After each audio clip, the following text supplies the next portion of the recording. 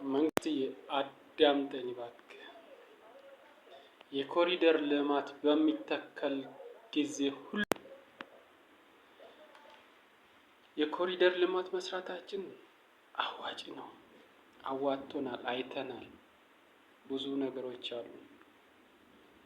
ሆኖም ግን በየአደባባዩ በየአስፋልት ዳር አስፋልት ሲሰራ በስፋት ነው ከተማ ውስጥ የሚሰራው። በመሃል ላይ ግን የሚተካለው ሳሮች መሃል ላይ ሳር መኖሩ አሪፍ ነው። አረንጓዴ ማለት አረንጓዴ ብቻ አይደለም የሚበላም አብሮ ይተከል እያልኩ ነው ያለሁት። የሚተከል ጽድ፣ ዘንባባ እና ምንድነው ይሄ ሽዋሽዌ የሚባል ነገር ነው እያየሁ ያለሁት። ግን በመሃል ላይ ሽዋሽዌ ላይ የሚበላ የለም። ዘንባባው ላይ የሚበላ የለም። እንደገና ደግሞ ዘንባባው ቲሜር የሚያወጣ መሆን አለበት፣ የሚበላ መሆን አለበት። እንደገና ጥዱ የሚበላ አይደለም። ጥድ መኖሩም አሪፍ ነው። ባይዘው አንዳንድ ቦታ ላይ ማለት ነው። እና አልፎ አልፎ በመሃል ላይ እነኚህ ሲተከሉ በመሃል ላይ አለፍ ብለህ የሚበላ ዛፎችን እንደ አቮካዶ፣ እንደ ሙዝ፣ እንደ ፓፓያ ያሉት እንደ ኮኮዝ ነው ኮኮር የሚባሉት እንደዚህ አይነቱ ነው። እንደ ማንጎ እነኚህ በከተማ ውስጥ በስፋት ከተተከለ በዚህ ከተማ ውስጥ እርግጠኛ ነኝ በሚሊዮን ነው የሚተከለው። ስንት እግር ይተከላል? በሚሊዮን ሲተከል እርግጠኛ ነኝ ረሀብተኞችን ከችግር ይቀንሳል፣ ከረሀባቸው ይቀንሳል። የሰውን እጅ የሰውን ትርፍራፊ አያስጠብቅም። አዳነች የምትመግበው አዲስ አበባ ብቻ ውስጥ ሊሆን ይችላል። አዲስ አበባ ውስጥ ኑና እዚህ ጋር ትበላላችሁ ነው። ቢያንስ 1000 ሰው ብቻ ብትመግብ ነው። ግን ይሄን ሁሉ መግበህ አትችልም። የሚተከል ነገር ግን እዛ ጋር አንደኛ ነገር የስራ እድልም ይሆናል። አንድ በል ሁለተኛ ነገር ከችግር ከረሀብም ይቀንሳል። እሱኑ ተክለው ኮትኩተውት አንከብክበውት ሲሸጡ ለአንተም ገቢ ነው፣ ለነሱም ደግሞ የስራ እድል ነው። ሁለተኛ ነገር ደግሞ ከሱ ላይም ይበሉታል፣ ከረሀብም ይተርፋሉ። አዳምጠኝ እባክህ የምትሰማም ከሆነ እዚህ ከተማ ብቻ ውስጥ ሳይሆን ደግሞ ሰፊ መሬትም አለ። በሰፊም ይተካል፣ በሰፊም ይልማ። ይሄ ሲሰራ ፋብሪካዎችም ይሰራሉ። መጭመቂያዎች፣ ማሻዎች አንደኛ ለመድኃኒትም ለምግብናም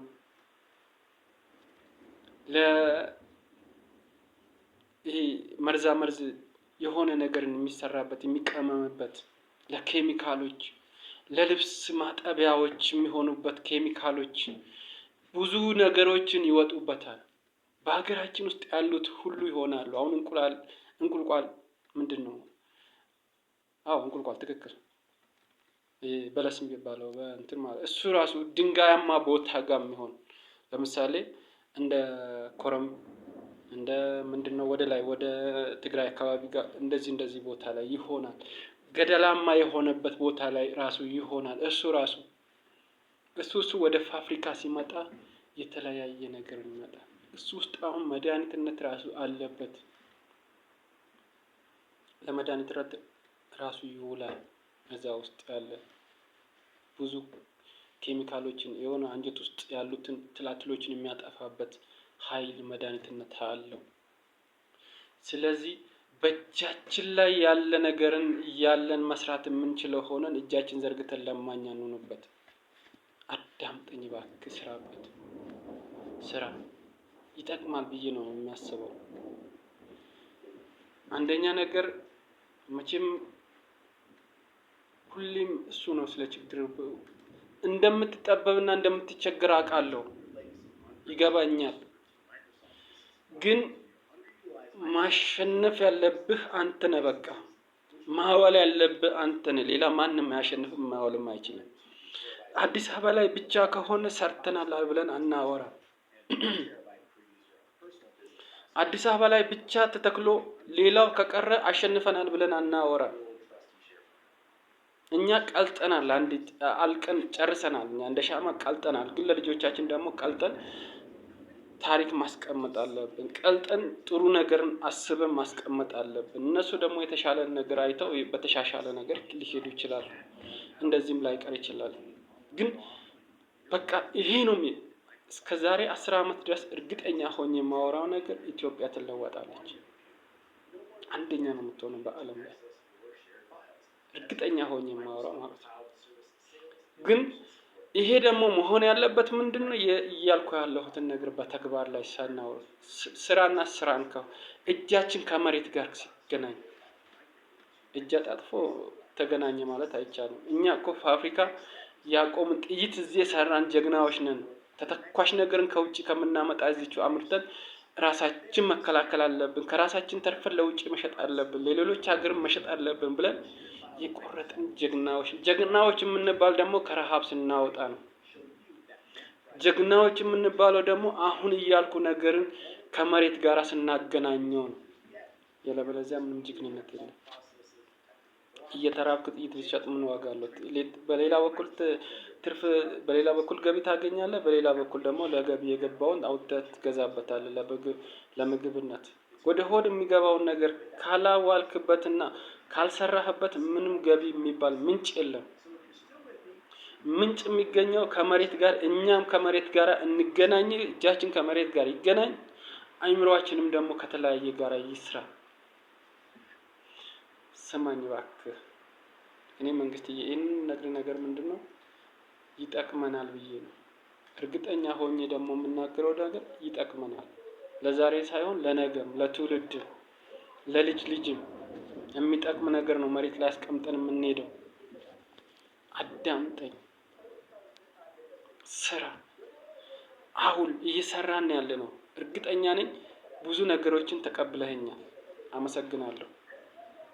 ክብር ምስጋና ይድረሰው።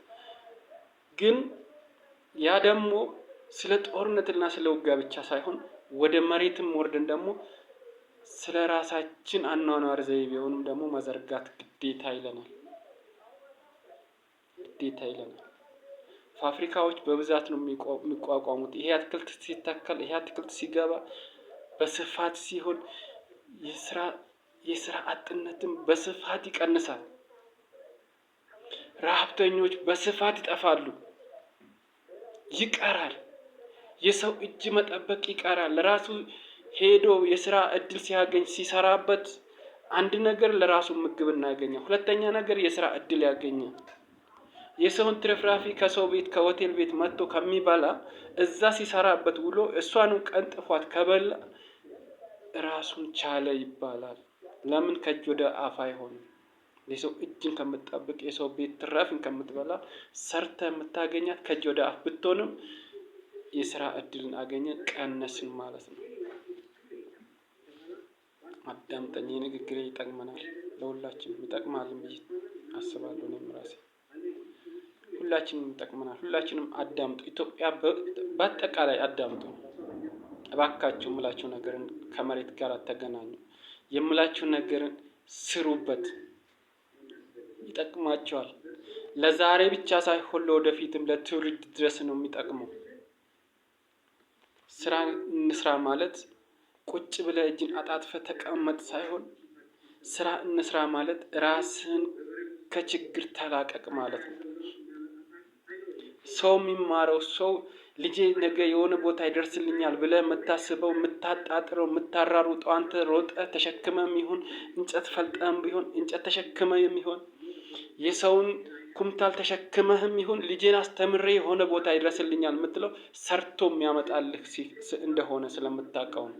ያ የሚሰራው ደግሞ በተለያየ በምንም ይሁን በተማረበት ጭንቅላቱ ሰርቶ እኔን ያሳልፍልኛል ብለህ ስለምታስብ፣ ይሄን ደግሞ ስታስበው አሁን የምልህን ነገር ከመሬት ጋር አገናኘው። እሱ ነው የሚያሳልፍልህ። እሱ ነው ከችግር የሚያላቅቅ። ልጅት ነገ ተምሮ ዲግሪ ስለያዘ ብቻ አይደለም፣ ወይንም ማስተር ዲግሪ ስለያዘ ብቻ አይደለም። ማስተር ዲግሪ ያለው ጭንቅላታችን ውስጥ ነው። ትምህርት አያስፈልግም አይደለም። ትምህርት ያስፈልጋል። ሰው የሚማረው ለምንድን ነው? ሰርቶ ለመለየት ነው። ሰርቶ ለመግባት ነው። ሰርቶ ራሱን ለማሸነፍ ነው። ሰርቶ ራሱን የሚያሸንፈው ከመሬት ጋር ሲገናኝ ነው። ከሌላ አይደለም። ከሰማይ የሚወጣ ነገር ቀለም ብቻ ዋጋ የለውም። ግን አትማሩ አይደለም እያልኩ ያለሁት።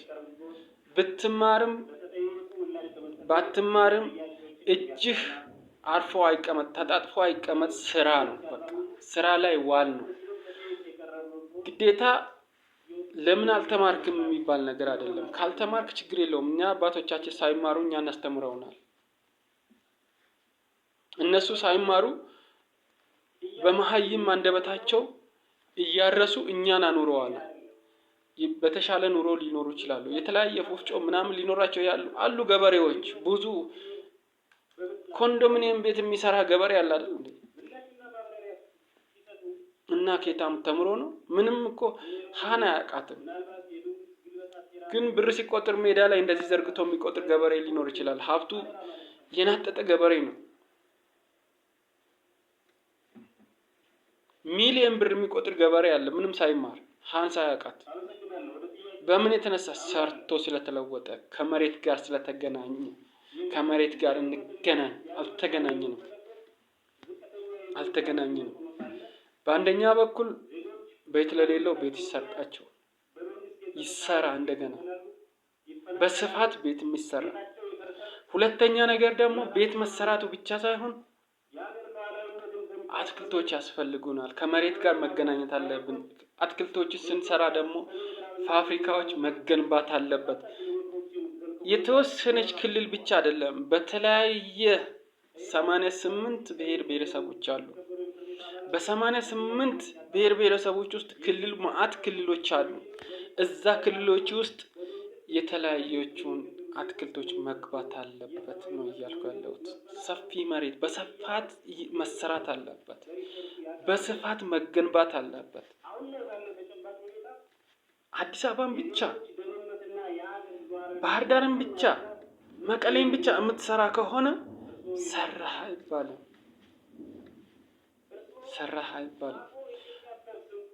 ባለበት ክልል ሁሉ በተግባር መዋል አለበት። እንደዛ ሲሆን የስራ እድልም ችግርንም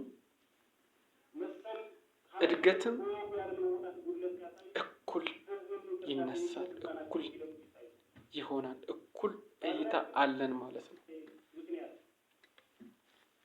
በአንድ ቀን ይሳካል አይደለም። በአንድ ቀን እናድጋለን አይደለም። በአንድ ቀን አይደለም ኢትዮጵያ ችግሯን፣ ጠላቶቿን ያንኮታኮተችው፣ ችግሯን የተቀረፈችው። ስለዚህ በአንድ ቀን በአንድ ቀን ኢትዮጵያ ትነሳለች ማለት አይደለም።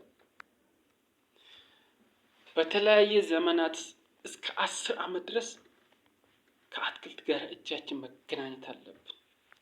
ከአትክልት ጋር ሳንሰላች፣ ሳንደክም። ያ ከሆነ ኢትዮጵያ ታድጋለች። ያ ከሆነ ኢትዮጵያ ትዘልቃለች። ያ ከሆነ ኢትዮጵያ ትለወጣለች። እርግጠኛ ሆኜ የማወራው ደግሞ ከመሬት ጋር እንገናኝና ከመሬት ጋር እጃችን እናገናኘው፣ እንስራበት። ከውጭ የሚመጡትን አትክልቶች ይምጡ። ካልሆነ ደግሞ አገራችን ላይ እናዳቅል። እነሱ እንዴት አድርገው ነው የሚያዳቅሉት? ትምህርት ከእነሱ መቀበል ነው። እያየው ነው ያለሁት ሲያዳቅሉ። በቃ ስናዳቅል ከተለያየ ሀገር አምጥተህ እዚህ ጋር እንላለን፣ አይቻልም። ምክንያቱም የአየር ጸባዩ ኮንዲሽኑ ይቀበላል አይቀበልም ጥናት ማድረግ አለብን። እዚህ ጋር ቢተከል የትኛው ነው የሚሆነው? የትኛው ነው የሚያድገው? ዝም ብለን ተክለን ቢደርቅ ቢጠፋ ትርጉም የለውም።